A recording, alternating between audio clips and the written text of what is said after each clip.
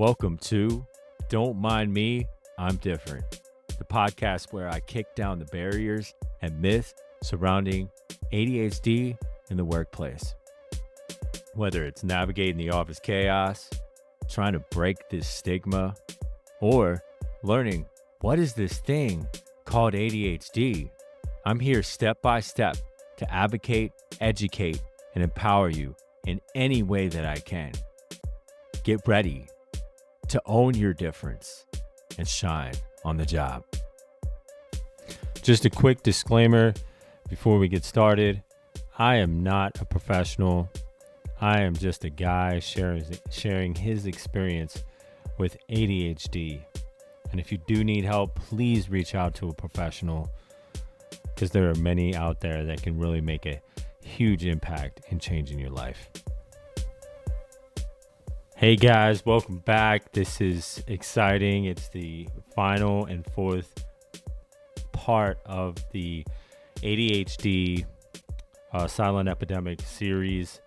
And in this episode, we're going to be talking about how to distinguish between the two, ADHD and depression, because they can be very similar, and how ADHD can be the underpinnings to depression. Also get boots to the ground and do interviews in the street, and talk about suicidal ideation. And I appreciate the vulnerability that those guests have shown. So stay tuned to the end, because I put out a fun Facebook poll on depression, give you those answers, and a big reveal, as promised.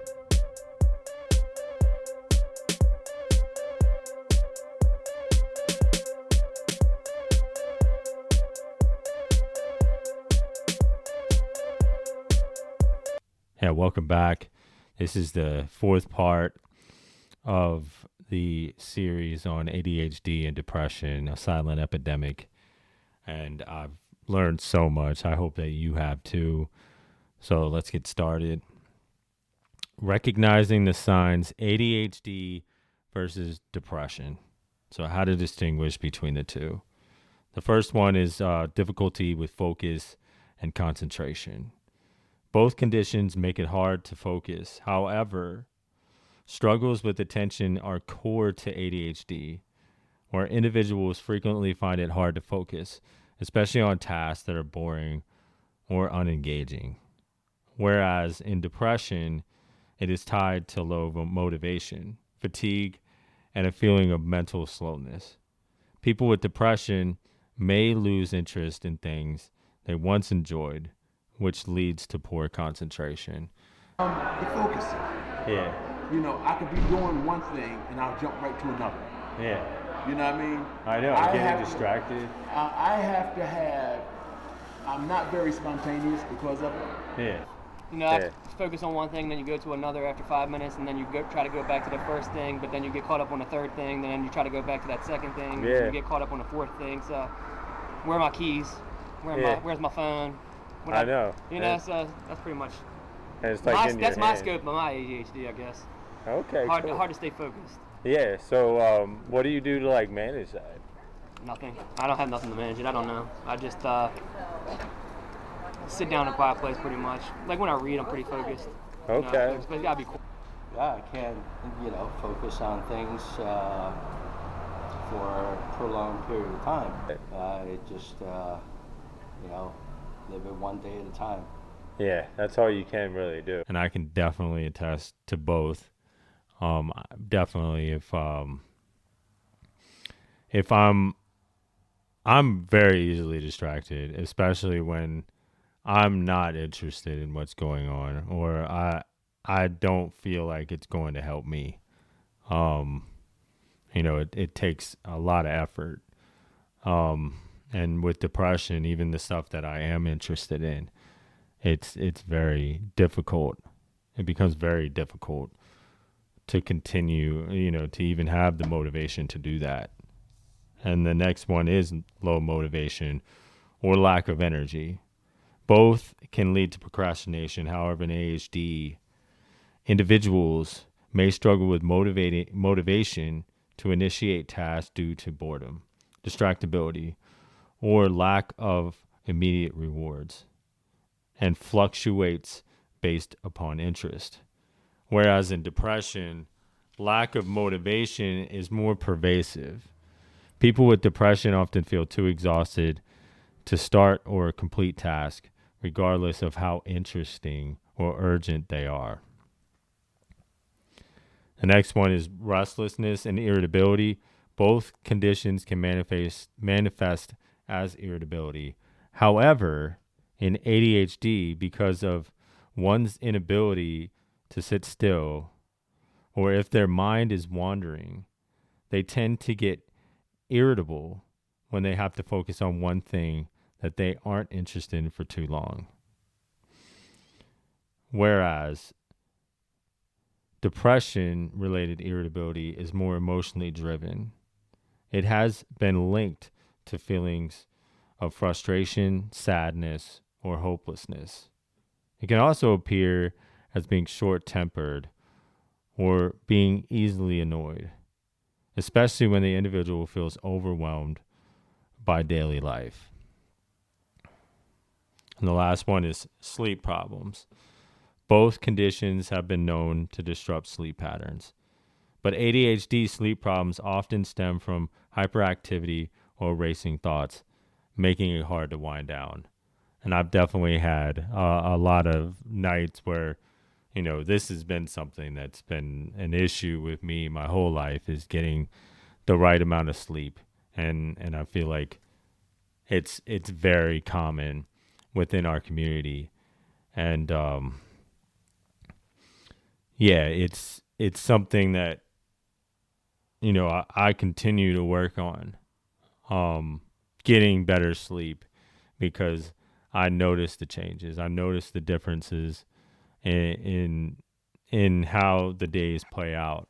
It helps set up my day when I do get 8 hours of good, deep sleep, and I go into that more in blogs that I wrote, and I'm definitely going to do an episode on that, because it just this one part is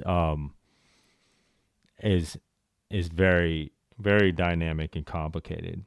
So people with ADHD may struggle with inconsistent sleep schedules, leading to difficulty falling or staying asleep.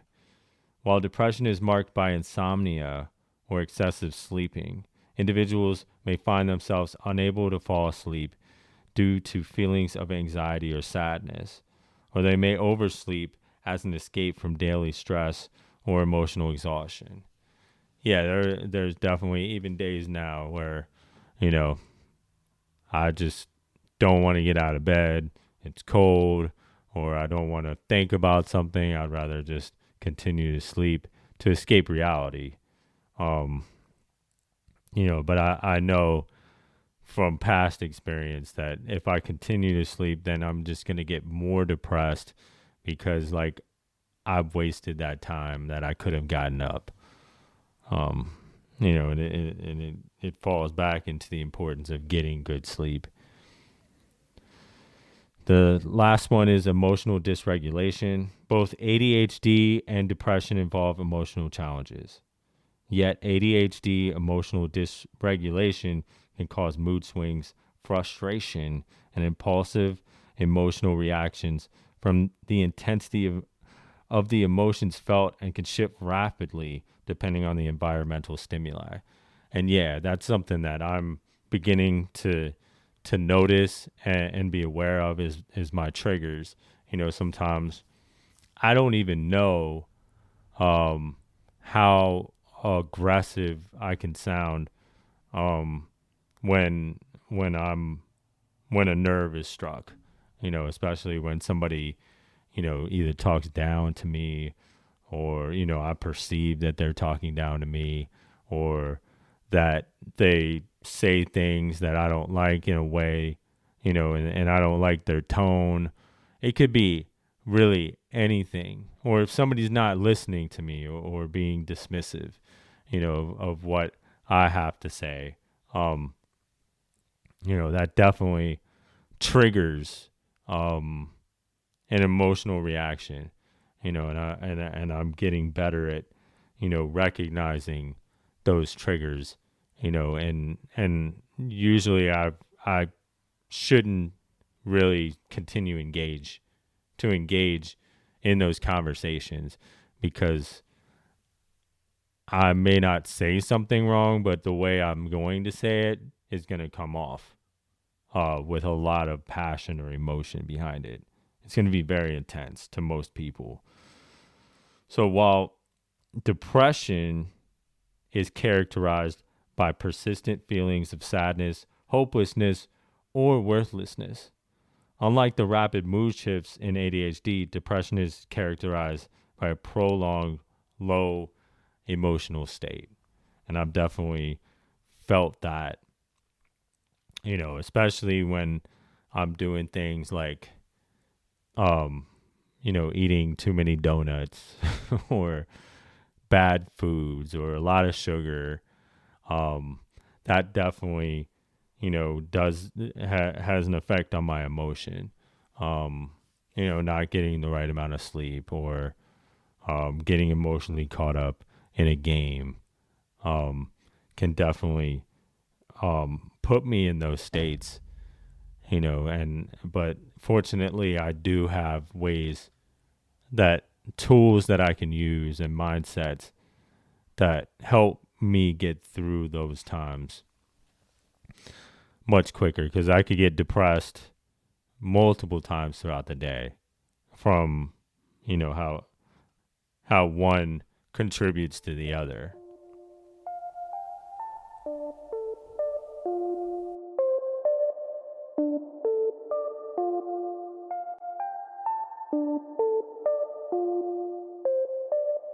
The vicious cycle, how ADHD can be the underpinnings to depression, and some effective coping strategies. Symptoms like procrastination, disorganization, and impulsivity can lead to feelings of failure and frustration. All this comes from the ADHD Awareness Coalition. So the first one is RSD, which is rejection sensitivity dysphoria. It is an intense emotional response triggered by real or perceived rejection, criticism, or failure. It is a condition commonly associated with ADHD, and although it is not an official clinical diagnosis, it is still a phenomenon that many individuals experience. It often displays itself in intense anger, sadness, or shame. Difficulty processing social cues can make rejection feel more intense and painful. Individuals may lash out in anger or retreat inward in shame. Can severely impact self-esteem and relationships, from overreacting to minor criticism. So RSD versus clinical depression. So in RSD, it is typically short-lived, for like a few minutes to hours, rather than days, weeks, or months in depression. And I was supposedly in a relationship, I think, or something sort of. And they rejected me. Yeah. And then I came here again the following year, another girl rejected me. And I think that set in motion of me really controlling my emotions. So I don't have to feel that feeling, because I don't like what comes along with it. I felt out of control. Yeah. Not just the hurt, the emotional hurt, but, my inability to stop myself, because then I get obsessed with that one person. Yeah. And I guess that would be anything. Yeah. So I don't deal with rejection well, and that's why I'm probably still single. Where? Oh yeah. I one of my biggest defects is having to deal with mistakes. Yeah. Because mistakes cause embarrassment, and embarrassment causes bad reactions. Yeah. In my mind. Yeah. You know what I mean? But it's mostly dealing with self-rejection and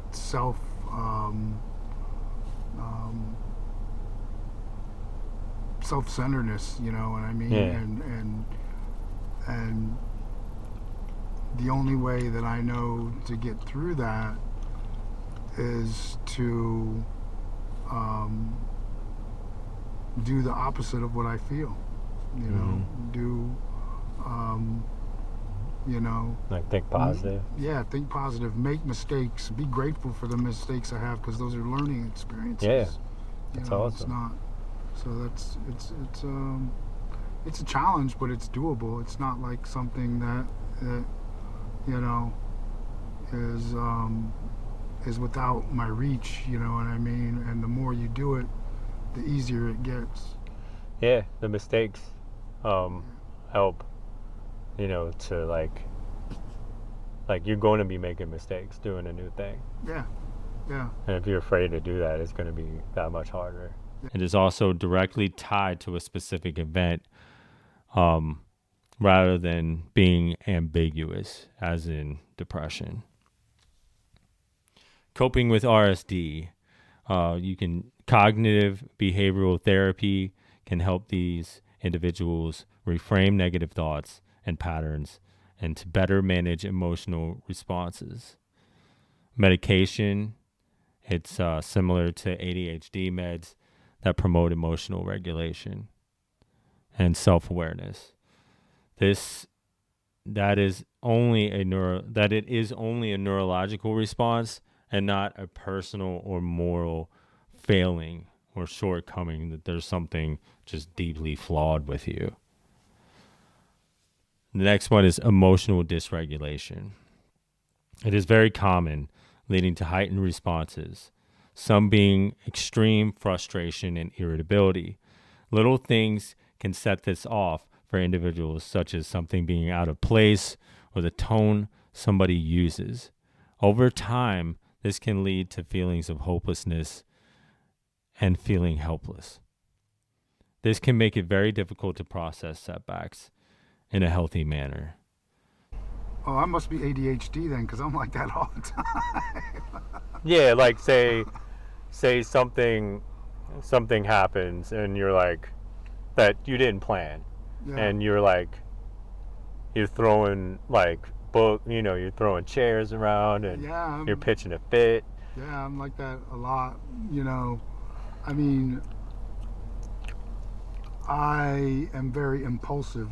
Is that what it is? Yeah, impulsivity. Yeah. Yeah. I've got problems with them. I take a medication for basically for impulsivity. Okay. I take one for moods, and I take one for impulsivity. Yeah. Okay. And those are helping you? Yeah, it helps me a lot. The problems that come up, you know, the issues that come up are far and few between, rather than like used to be like every day Yeah. before I was on medication. Yeah. So No, I still notice that there's like triggers, like, you know, especially when somebody's not listening, or I feel like they're not listening, or Yeah. dismissing me, or talking down to me, yeah, or something that, you know, like I'll suddenly feel like a rush of like adrenaline or whatever it is, and like, you know, my heart starts beating faster, yeah, and, you know, it's kind of like it's so reactive that I may not even notice that I'm yelling or that I'm raising my voice, oh yeah, you know, so. yeah. Through therapy, I think I've learned certain calming techniques. You know, like counting to 10, closing your eyes, getting something to eat. You know, doing exercises. You know, like stretching and stuff like that.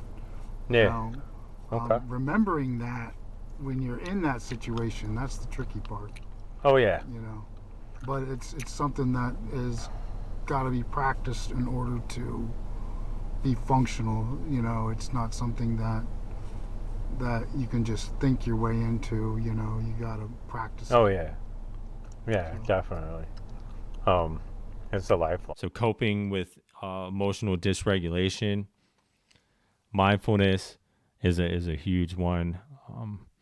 I know that it is for me, mindfulness is a game changer. It has, if I could only recommend one thing, that would be it. It's not very easy, because a lot of times in the beginning, it feels like it's not working or you're not good at it. I know that I felt that way because, like, I was under the misconception that when I'm being mindful, that I should be peaceful and serene and feeling good and not anxious or depressed. But that's not it. It's just being aware of those things, and just really observing yourself. And then further on down the line, like asking those questions of, why, like if I'm feeling depressed, okay, I'm depressed. Let's explore that. Like I've fought being depressed or even denied it to myself, but that only made it worse. That only made it go on for longer. But when I recognize it and observe it and then ask questions, there may not be an answer. But it allows me to process those emotions in a healthy way. The next one is grounding techniques. So just focusing on different things in your perspective, like such as, the birds chirping or the sound of your footsteps or, whatever that may be. That helps to get you out of your head. And again, cognitive behavioral therapy, really any type of therapy or medication can help with this. And getting to know your emotions, like labeling your emotions, understanding what they are. Like in the last episode, I had a emotional, how am I feeling cheat sheet. So you just look at those and you start to begin to understand like the different types of emotions. And that's the only way that I've known to be able to get better with those emotions. And recognizing the state that I'm in order to be able to process that. Also, journaling helps. You can write, like I write a daily journal about my wins and losses. And, that really helps me understand, like, all the positive things that I'm doing and the stuff that I need to work on, the things that, have triggered me. Exercise is good. One that I use is cardio. I try to do like 10 to 15 minutes, at least 3 to 5 times a week, in the morning. It's part of my routine. And a routine is definitely at the top of my list because I need structure. Like I feel like most of us need structure, but especially us with ADHD. My life, my emotional balance is much better when I know like what I'm going to be doing, and particularly in that it's not going to, like, my whole day is not perfectly planned out, but like the morning period and the night period, and parts throughout my day, they're definitely structured, and that helps me feel more confident. I have to have a plan. Yeah. And that's how I operate. My days are planned. My tomorrow is already planned. Okay. What I'm going to do tomorrow. Yeah. I'm going to get up, go to the farmer's market. I already got in mind what I'm going to cook tomorrow. I'm going to go to the flea market. I got to get a couple of things. And once the plan is done, I do nothing. Yeah. Interesting. Because I have to have a plan. I'm that structured.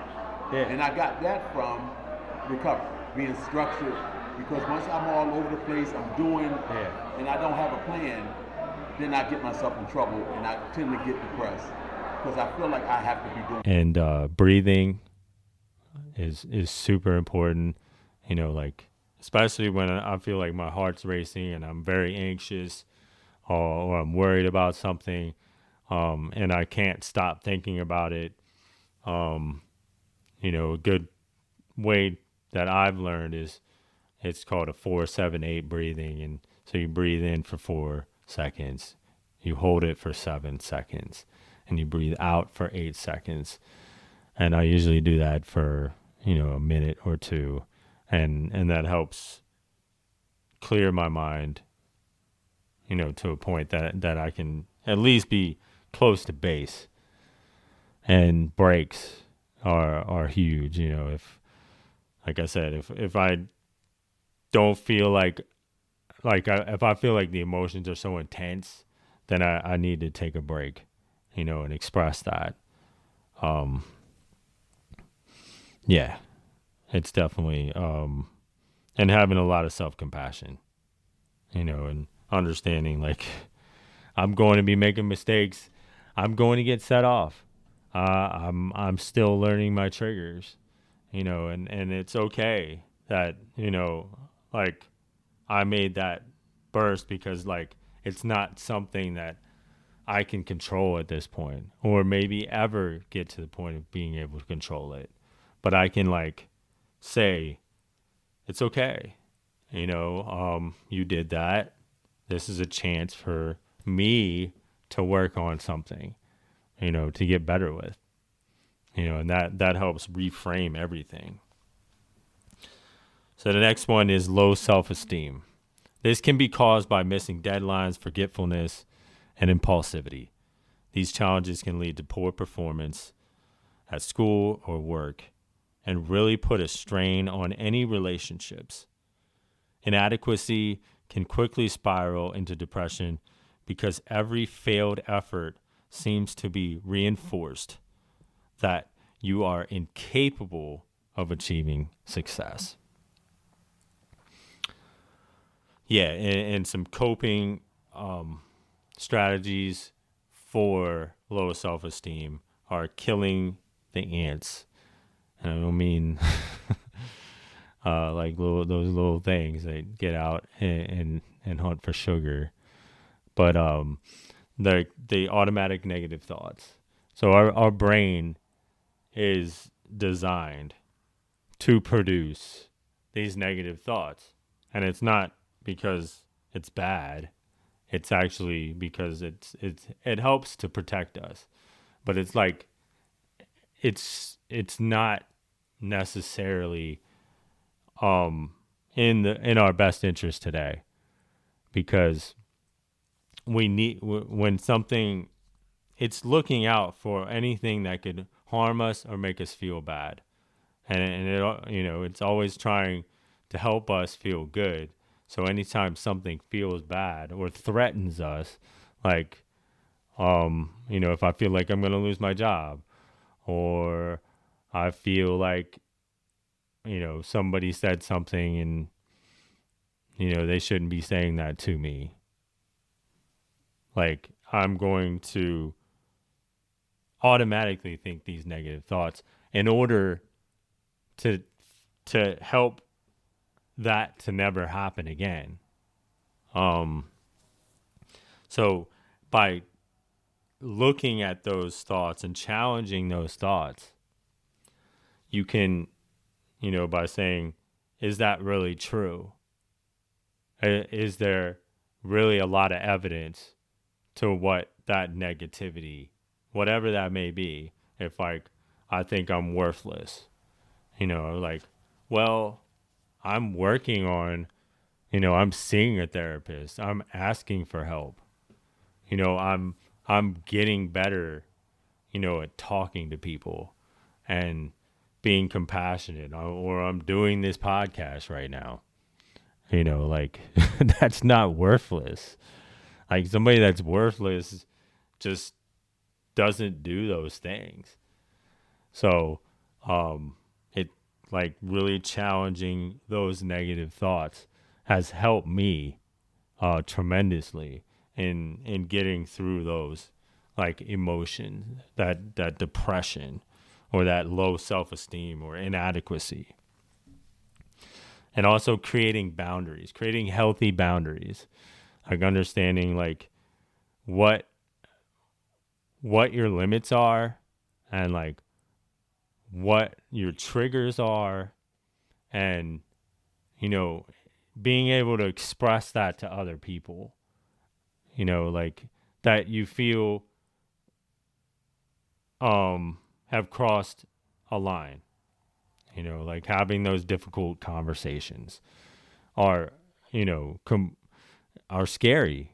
I completely understand. I've avoided those conversations, especially with people that I considered close friends, because I didn't want to hurt their feelings, or I didn't think that it was big enough to create an uncomfortable conversation. But honestly, when I've got to the point that I was able to have those conversations, when somebody said something and made me feel inadequate over and over again, I've got to learn how to articulate how that makes me feel, and that I would like them to at least work on trying to get better with that, or not doing that, because that's something that I'm not going to continue to accept, and having those healthy conversations aren't necessarily going to go perfectly, especially when you don't know how to say them. But you've got to start doing it, and even if you screw it up, it's better than not saying anything at all. And you can express that as well. It's like, I know I may have not said that in the best way. I'm going to work on that as well. So creating these healthy boundaries are huge and crucial for us, because we are limited in this area. And you can focus on your strengths. There's a great list, a great test that you can take, a character strengths test on via.org, and it's helped me to understand, like, one of my top 2 character strengths is creativity and the love of learning. So I try to lean into those things. I try to develop compassion and understanding, and this takes time.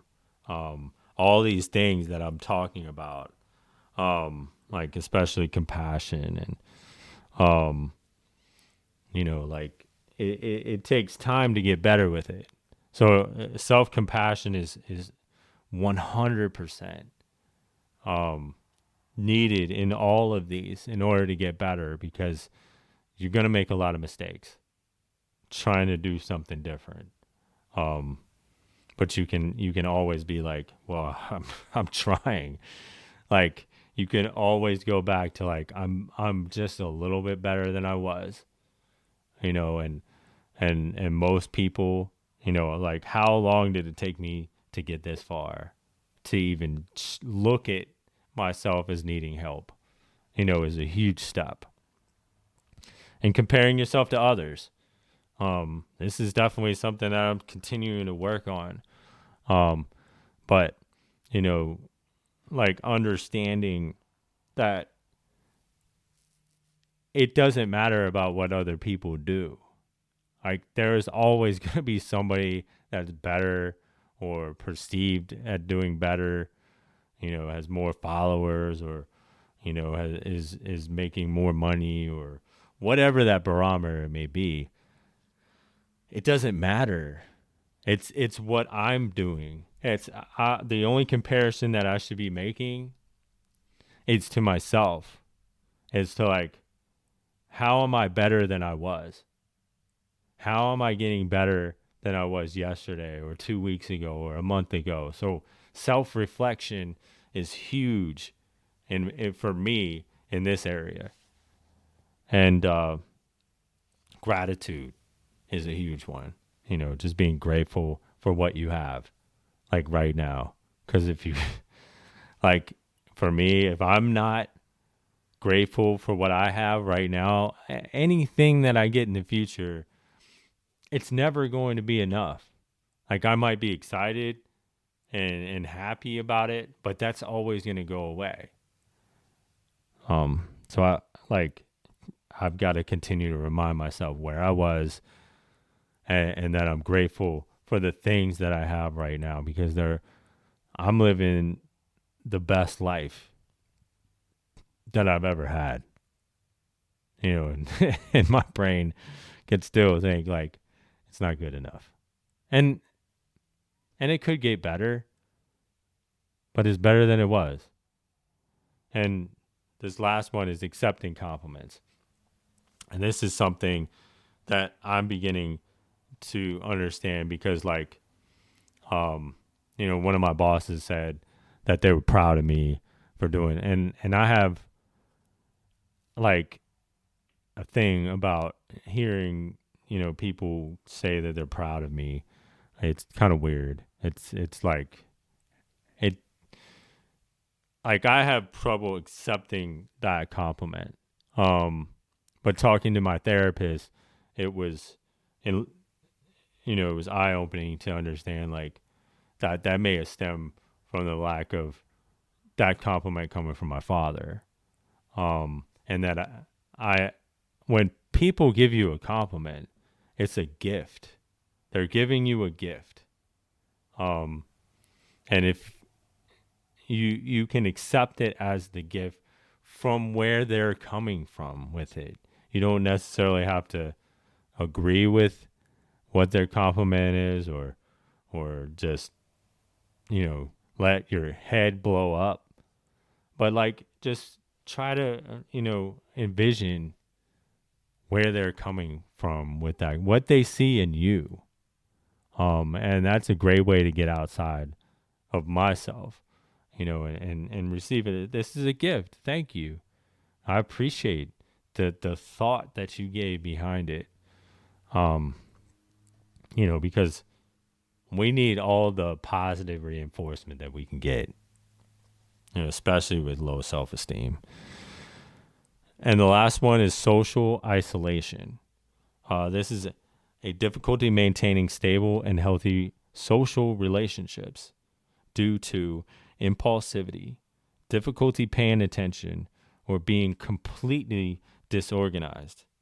This may come across to neurotypicals as being lazy or not caring, which is typically not the case.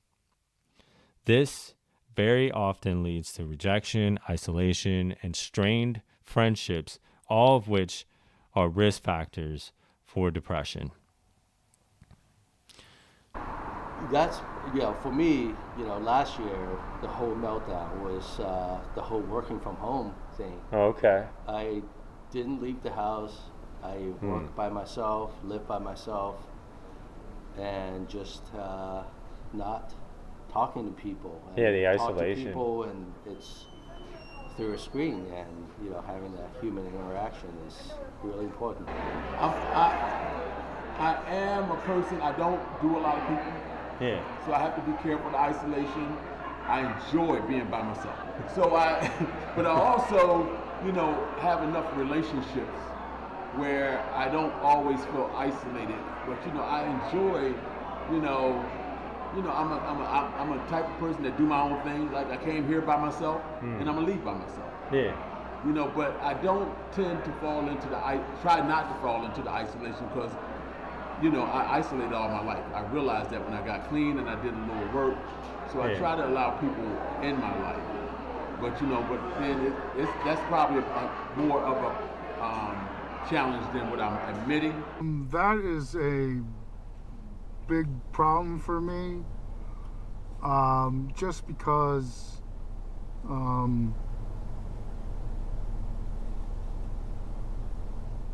there's a lot of fear in expressing who I really am, to people because of the things that I do go through mentally.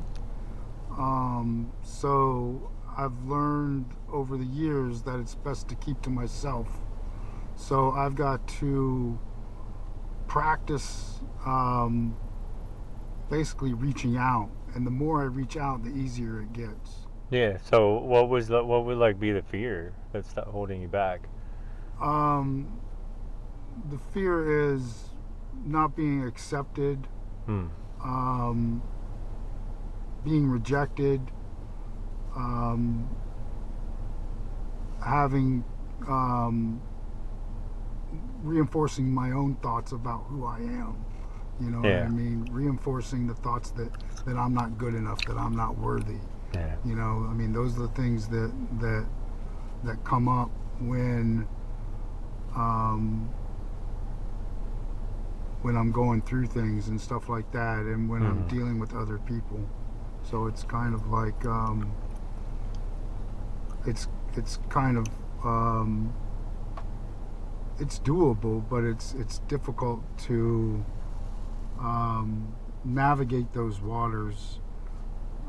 So basically, what I implement is action, and a lot of times I'm doing the opposite of what I feel through action, and the action brings me out of it.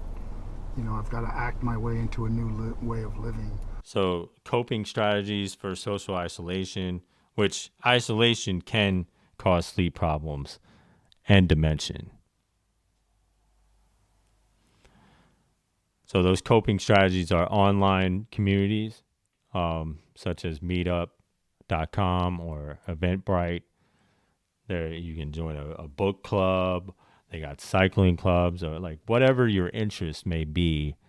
You can either do that online or in person. I'd highly recommend doing it in person, especially if you want to get better with social isolation. You can foster existing relationships such as work or your current friends, and just going deeper, into maybe a more superficial relationship, such as, asking them, or talking about depression, talking about their struggles, or talking about ADHD and what you're going through, and opening up about that, because no matter what happens in that relationship or how they react to it, it's always better to talk about it than stuff it down or ignore it, because it is only going to get worse that way. I in my personal experience, just talking about it has made going to work so much better, so much more. It has changed my perspective on the people that I work with, because like I understand them on a deeper level. You can also volunteer. This is a huge boost for, that, because you can connect on a deeper level, because you already understand that they're struggling, or like at a soup kitchen, or at, a place where, that you're dealing with people with mental health issues, such as Down syndrome, and, helping those, foster relationships with those people and volunteering to help them out, because they get just as much out of it as you do, if not more. And you can create connections there. And pursuing new activities, like I said, like trying something new that you haven't tried before, like pickleball or table tennis, or learning a new language is huge, because that opens up the door for much more social interactions that you're limited in, because you don't speak that language. They may speak English, but like learning how to speak Spanish will open up doors to a different perspective of their culture. Because I'm currently learning Spanish, and that has, like, the language alone has so much feeling in every word, and I'm understanding their culture and having a new appreciation for that. And the last one you can do is adopt a pet. That's that's huge. Get a dog, get a cat, get a goldfish. Those things can really help create some, fill that void that may be in your life. Like, again, I'm a huge proponent on face-to-face social interactions with people that you've never met, and going deep with those people, because a lot of times you can talk about the things that you can't talk about with the people that are already in your life.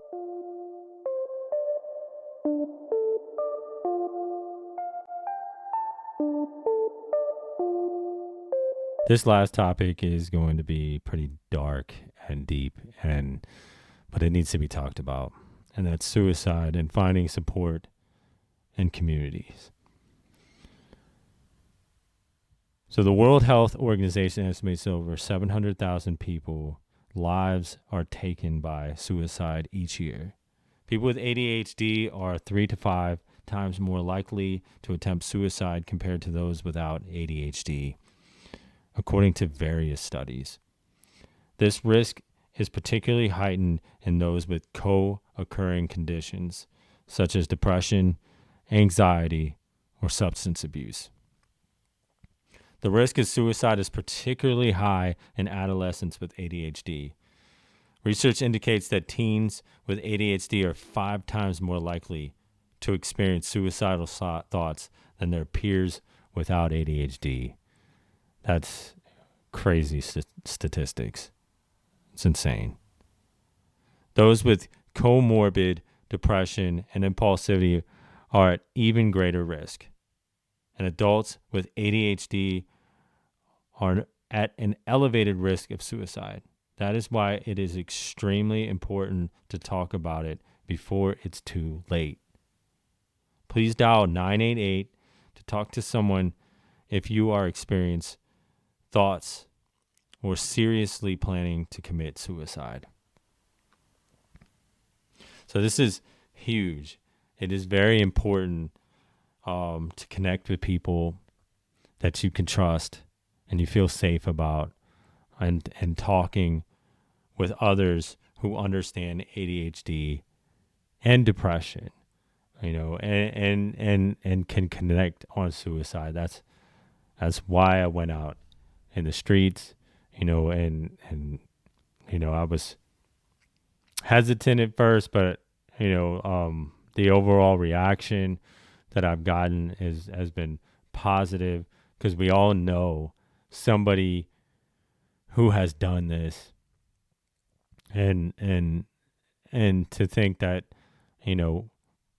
we could have done something, that the signs were there. It was like I was gonna, end my life, and it was not a pleasant experience. Yeah, I mean, I thought about it. Okay. For sure, yeah, 100%. So do you talk about it, or have? I brought it up in certain times, but I haven't really sat and talk about it. But sometimes I beat myself up pretty hard, and sometimes feel like life is better when you're not here. It's not even that. It's just like, you don't know how to deal with the pain. Sometimes it's just to a point where you're like, man, this sucks. I know, and depression and suicide are more common than you think. Yeah, but I don't. When I sit down and get down to it, like I said, I'm a single parent. I have kids. I would never. Yeah. I would never really act upon it. No. I think we all have that thought once in a while. Yeah, me too. But there's no actual plan. Yeah, I think I thought that everybody has, at one point in their life, not maybe per se suicide, but maybe what life would be when they're not here. Yeah. So, but yeah, I mean, as far as suicide, taking myself out, yeah, I thought about it before, but. Okay. Well. It's not a frequent thought. Nothing that's too weighs on my mind too much. Yeah, I know. Oh God, yeah. ODs, intentional ODs. I don't think I got involved with Narcotics Anonymous when I was 19 years old. Yeah, awesome. You know, I'm 57. Yeah, that's So, a long time. As depressed and as much as I didn't want to live, Yeah, because I you know, was It's usually the depth of my depression. It usually is a way out, because when I get depressed, when I get into this thought pattern, I'm just looking for a way out, because it's so painful. And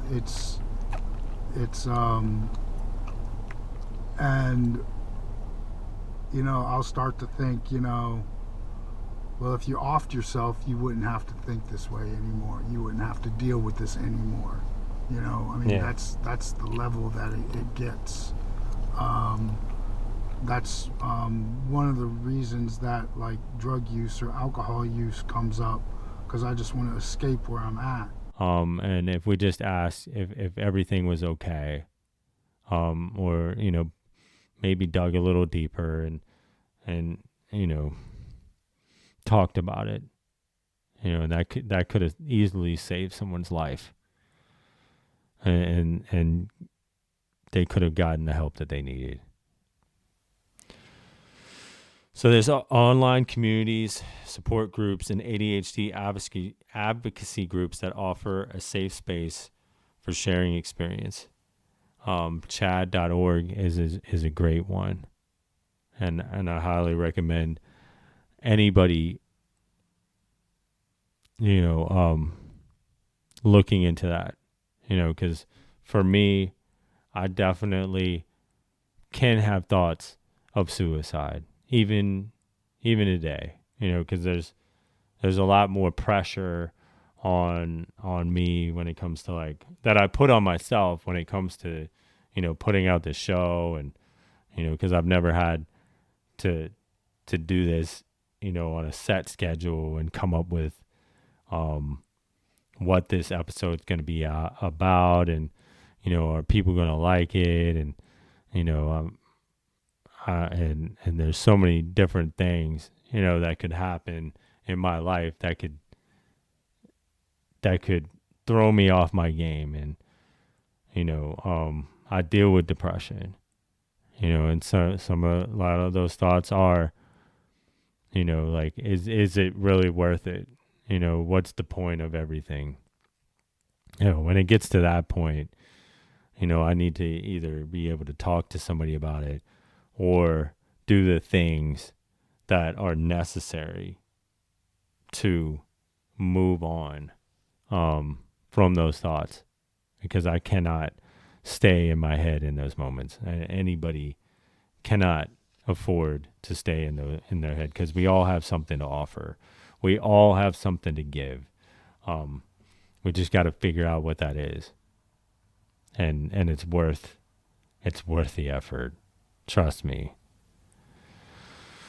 So I encourage you, everybody, that's listening now, is not to isolate. When you feel like this, reach out to friends, family, a therapist, or a coach, because that can be life-changing. And there is hope, because countless people are beginning to discover and talk about ADHD and depression more openly, that have begun to really impact and change their lives for the better. And when I get that way of thinking, I have to reach out to other people, you know. I have to perform action and get my body moving. Yeah. That way, like by just by doing my laundry, you know, that is giving me a thought process of, you know, I'm folding this shirt, I'm putting it, you know, where it needs to be, even though my folding is crappy because Like I don't feel like folding my shirt. Yeah. So like I'm just, fold it and put it away. But when I'm doing those actions, I'm getting out of those thoughts. Yeah, the best thing that you can do is do the thing that you don't want to do. Yeah, and I've got to find small victories. Oh yeah. Small victories. By doing dishes or doing laundry, or by doing my homework for school, or calling someone, or helping someone else. You know what I mean? It gives me the small victories where it positively reinforces my negative thinking, and two thoughts can't occupy the same space. Yeah, no, and it's these things you enjoy doing when they're done. Yeah. But it's like it's so hard to Yeah. do them. Yeah. To at certain times. Yeah. It's crazy, and people don't understand. No, they don't. It's That they like think just you should, getting out of bed. Yeah, they just think that you should just change your mind. Yeah. But it's not about changing your mind. It's about acting. For me, it's about acting differently by changing my behavior through my actions.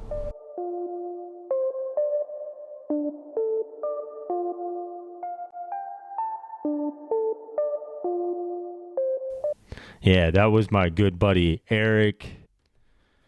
Yeah, thank you guys. That was amazing, and thank you for sticking with me through that. That was definitely some tough subject matter to go through, and I had my ups and downs. But as promised, here is the poll that I took on Facebook. So, ADHD depressing moments. Which one is so you? Sometimes we just gotta laugh through the tough days. Which of these, yep, that's me moments can you relate to?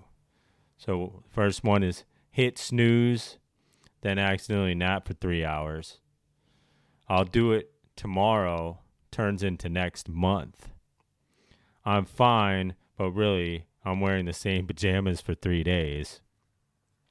Too many tabs open in my brain. The next one is forgot what I was doing mid-sentence. Yeah. Couldn't remember where I put my phone while I'm holding it. Took a nap to avoid a task and still felt tired. Set alarms, ignored them all. Needed a drink badly and procrastinating it for hours. And went on my phone instead of doing the dishes. So, drum roll. The winner is I'll do it tomorrow. Turns into next month. Just a little bit of fun. And here's the big review. It's actually right here. I'm working on developing a course for men like me with ADHD and depression to help them become more social on a deeper level to help with depression. As you can see, I'm working on it in the very early stages. I'm excited about it, and stay tuned for more updates on that. So as always, there's my Patreon, and any little bit that you can contribute goes a long way. Of course, the more that you do contribute, the more that you get. And you can find that at patreon.com/Ron Sowers. That's patreon.com/RONSOUERS. And as always, thank you for listening. Subscribe, and may the source be with you.